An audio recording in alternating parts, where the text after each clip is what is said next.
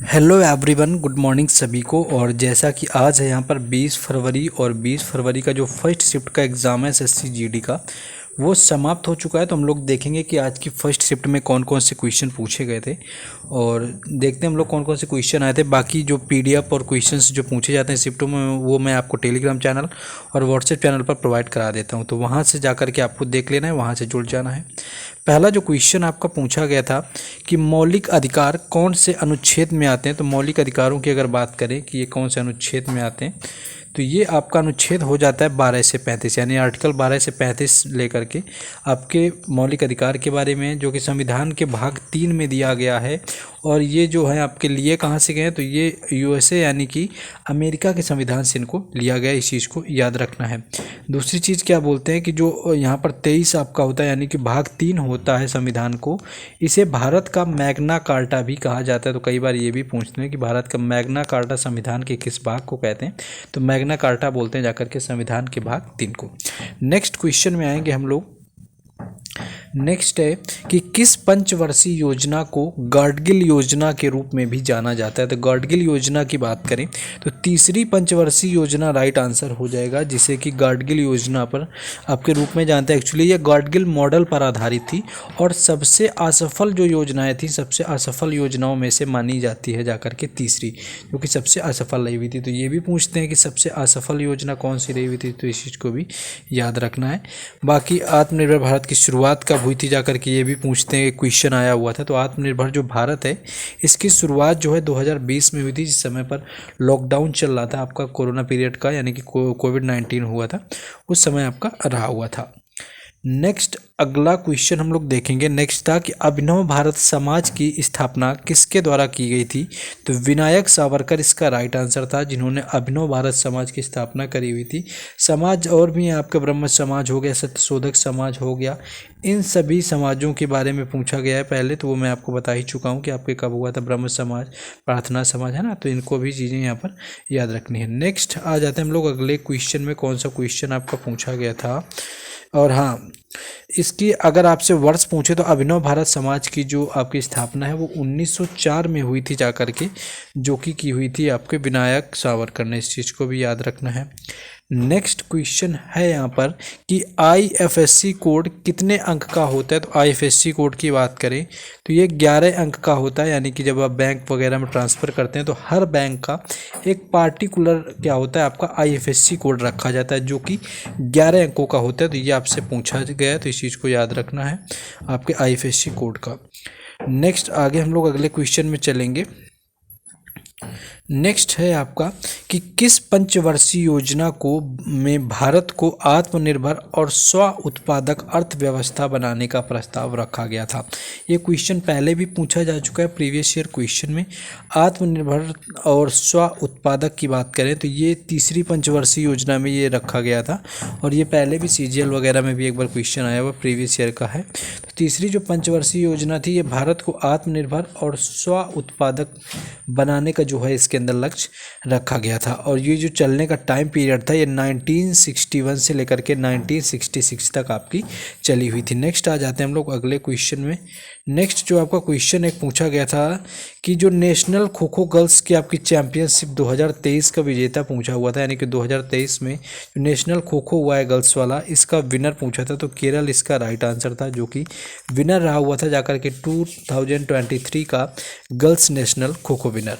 Next जो question आपका पूछा गया कि पारिस्थितिकी आवास क्या है। तो पारिस्थितिकी अगर आवास की बात करें तो पारिस्थितिकी आवास वह जगह है जहां कोई जीव रहता है और ये किसी प्रजाति के लिए भोजन, आश्रय और साथी खोजने के लिए ज़रूरी चीज़ें मुहैया कराता है। तो ये क्वेश्चन आपका पूछा गया था।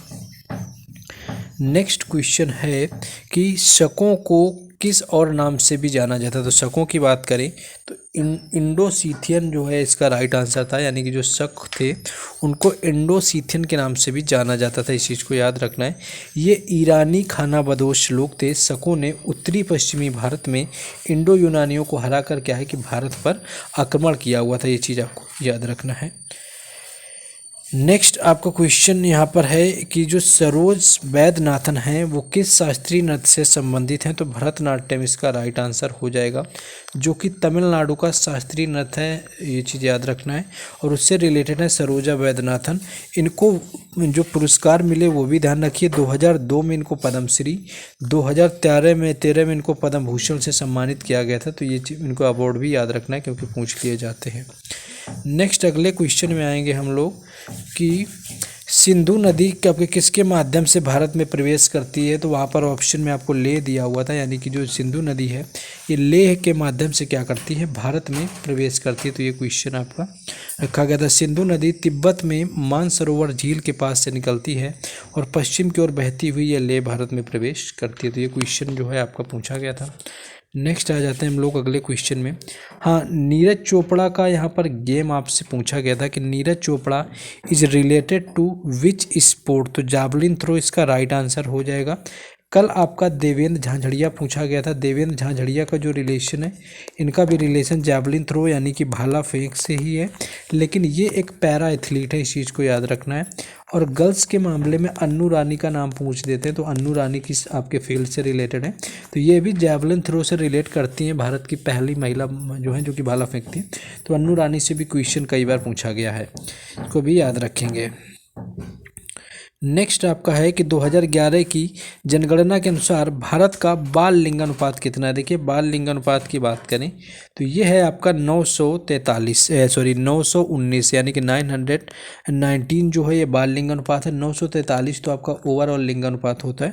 तो ये जो आपका लिंगानुपात है, यानी कि जो यहाँ पर, तो ये जो आपके 0 से लेकर के 6 वर्ष की उम्र के बीच जो होती है लड़के लड़कियों की उम्र होती है, उसको आपको बाल लिंगानुपात कहा जाता है जाकर के। 2001 में की जनगणना में भारत का बाल लिंगानुपात 927 था, जो कि 2011 में यह घटकर आपका कितना रह गया था, 919, यानी कि यहाँ पर कम हो गया था। वहीं बात करें तो अरुणाचल प्रदेश में सबसे अधिक बाल लिंगानुपात है और हरियाणा में सबसे कम रहता है। तो अरुणाचल प्रदेश का बाल लिंगानुपात सबसे कम है, इस चीज़ को याद रखना है। नेक्स्ट क्वेश्चन है कि मोहिनी अट्टम किस राज्य का शास्त्रीय नृत्य है, तो केरल इसका राइट आंसर हो जाएगा, जो कि मोहिनी अट्टम जो है वो केरल से रिलेटेड है, इस चीज़ को भी याद रखना है आप लोगों को। नेक्स्ट आ जाते हैं हम लोग अगले क्वेश्चन में, क्या पूछा गया था। हाँ, दादा साहेब फाल्के पुरस्कार 2024 किसे प्रदान किया गया था, तो यह अभिनेता मिथुन को मिला हुआ था 2024 के अंदर, इस चीज़ को भी याद रखेंगे, ये आपको याद रखना है। हाँ, एक क्वेश्चन ये था कि प्रधानमंत्री नरेंद्र मोदी ने प्रधान सचिव कौन है, 2024 में पूछा हुआ था। तो ये है आपके डॉक्टर PK मिश्रा, इसका राइट आंसर था, जो कि प्रधानमंत्री नरेंद्र मोदी की अध्यक्षता में कैबिनेट की नियुक्ति समिति ने डॉक्टर प्रमोद कुमार मिश्रा को प्रधानमंत्री का प्रधान सचिव के रूप में यहाँ पर नियुक्त किया हुआ है। नेक्स्ट आपका कोणार्क उत्सव पूछा था कहाँ मनाते हैं, तो ये आपका उड़ीसा में मनाया जाता है। ये क्वेश्चन भी आपको याद रखना है, प्रीवियस ईयर का ही क्वेश्चन था। तो ये कुछ क्वेश्चन थे जो कि आज की शिफ्ट में यहाँ पर पूछे गए थे, फर्स्ट शिफ्ट में। वीडियो को लाइक करना है, शेयर करना है, चैनल को सब्सक्राइब। बाकी हर अपडेट के लिए टेलीग्राम चैनल और व्हाट्सएप चैनल से जुड़ें, उनके लिंक डिस्क्रिप्शन में दिए गए हैं। बाकी मिलते हैं नेक्स्ट वीडियो में। जय हिंद।